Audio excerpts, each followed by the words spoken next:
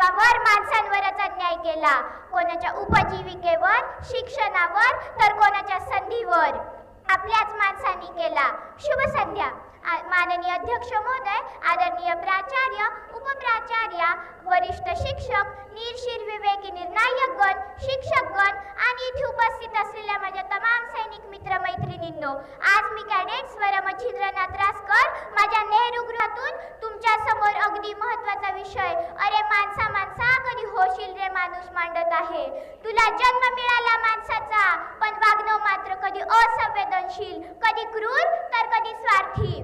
तुला देवानं विचारशक्ती दिली, भावना दिल्या, आणि तरी तू त्या भावनांचं काय केलंस? तू आज मोबाईलच्या एका क्लिकवर संपूर्ण जग बदलतोस, पण शेजारच्या माणसाचं मनातलं दुःख तुला दिसत नाही. तू आज चंद्रावर पोहोचलास, पण मनातला अंधार कधी दूर केलास? कधी विचार केला आहे का? तुझ्या स्मार्टफोन मध्ये सगळं आहे, पण त्यातून एकही मदतीचा फोन गेला आहे का? एका बाजूला तू 5 स्टार हॉटेल मध्ये जातोस, पण रस्त्यावरच्या भुकेल्या मुलाकडे पाहतोस. एका बाजूला अन्न वाया जातं आणि दुसरीकडे कोणीतरी आज पोट भरलं एवढ्याच आनंदात झोपतो. हीच का आपली प्रगती? आपण आज जास्त शिकतो, पण माणूसपणा कमी झाला. या एका वाक्यातच आपल्या संपूर्ण जगाचं चित्र दिसतं. वाढल्या गाड्या, घसरली नाती, बदलले चेहरे, पण हरवला माणूसपणा.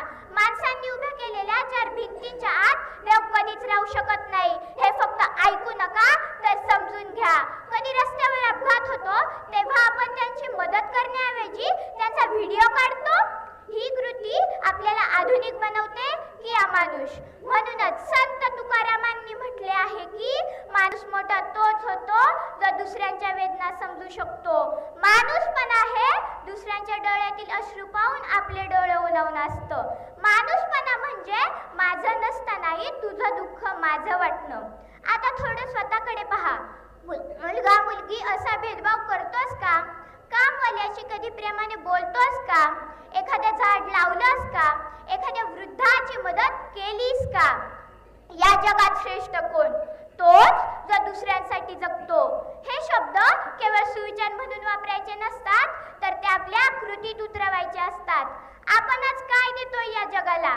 पैसा, यश, नाम, हे सगळं जग विसरलं.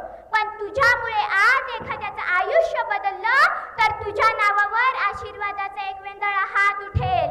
देवाला पाहायचं असेल तर आधी माणूस व्हा, कारण देवाला भेटायला जाताना तू तुझा माणूसपणाच घेऊन जातोस. गाडी, पदवी, मोबाईल, संपत्ती काही घेऊन जात नाहीस. जाता जाता फक्त एवढेच बोलू इच्छिते की हीच आमची प्रार्थना आणि हेच आमचे मागणे. माणसाने माणसाशी माणसासम वागणे, माणसाने माणसाशी माणसासम वागणे. धन्यवाद. जय हिंद, जय भारत.